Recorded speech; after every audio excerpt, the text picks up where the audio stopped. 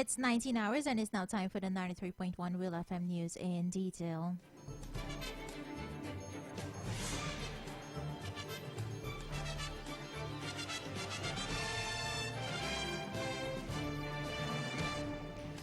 Welcome. We're so happy that you can join us. I'm Gabriela Patram. Locally, President Irfan Ali today charged ranks of the Guyana Police Force to step up their crime-fighting efforts to bring an end to the current increase in criminal activities being witnessed across the country.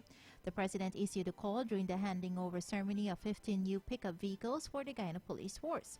During his address, the president said the government would also be investing in marine assets to aid in crime fighting. He said a robust approach must be created to combat crime, but that approach can only be successful if the Guyana Police Force is united and if ranks act professionally. Mr. Ali also said the Guyana Police Force must position itself to withstand public scrutiny and operate in a transparent and open manner. President Ali said he has taken note of the robberies and acts of violence committed against citizens in recent times, and he wants to see the force take action against the perpetrators. The president urged ranks to use the 50 new vehicles to increase their response capabilities.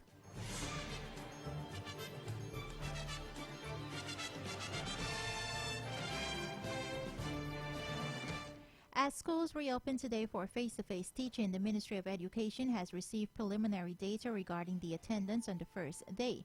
Based on data received from 51% of the nursery and primary schools across Guyana, 70% of nursery pupils attended school, along with 95% of teachers being present. At the primary level, 92% of teachers were in attendance, with 65% of their pupils present. It must be noted that some schools have chosen to teach specific grades on different days to avoid crowded classrooms and to maintain social distancing. Therefore, the attendance data does not reflect the entire school population, but rather those students who were scheduled to attend school today. Minister of Education Priya Manijan said that there is no right or wrong decision that parents can make regarding sending their children to school during this particular time. She said that the ministry gave the choice to parents about how they wanted to have their children engaged, and the ministry will support the choice parents make, whether to send their children to school or keep them at home. During the first half of this academic year, students are expected to be taught topics they missed last year before the move on to another grade. Teachers today were enthusiastic to be back in schools and ready to start teaching.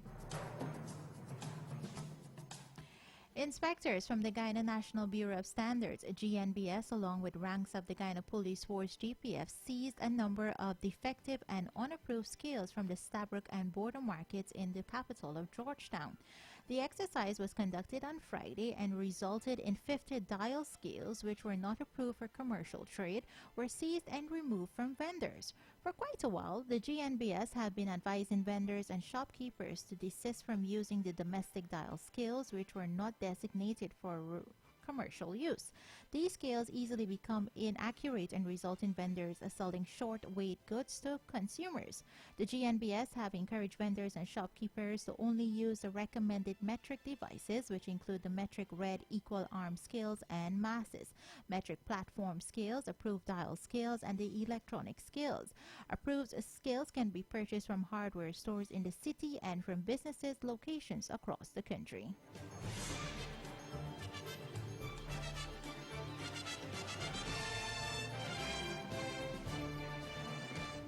In the region, there continues to be no coastal watches or warnings in effect for Hurricane Larry. Swells generated by Larry will continue to affect the Lesser Antilles portions of the Greater Antilles and the Bahamas through Tuesday and Bermuda through late this week.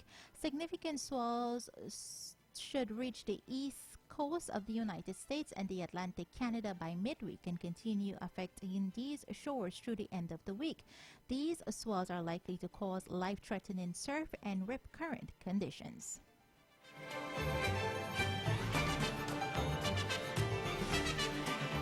On the international scene, the Taliban have declared victory over the province of Panjshir northeast of the capital Kabul, the final pocket of territory, which has remained outside their rule.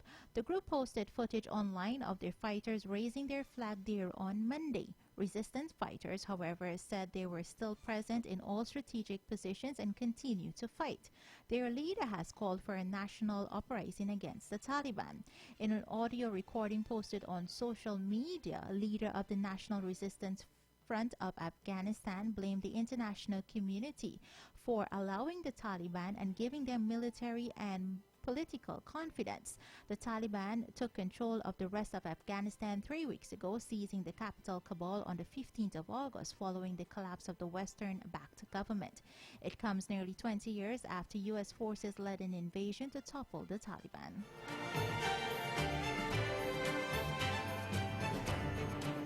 And finally, in the world of sports, Manchester United will introduce COVID-19 spot checks on match days at Old Trafford, starting with Saturday's games against Newcastle. It is not yet a mandatory requirement to enter Old Trafford. However, the club says that as they expect proof of full vaccination or become mandatory. Okay, let me go that over. However, the club says they expect proof of full vaccination to become mandatory in the Premier League from the 1st of October. Fans aged 18 and over are advised to prove that they are double jabbed or have a negative flow or PCR test within 48 hours of the game. United are the latest team to introduce the spot checks under the Premier League matchday protocols for the 2021-22 season, which state fans must be prepared to prove they are fully vaccinated or have had a negative COVID-19 test in the previous 48 hours.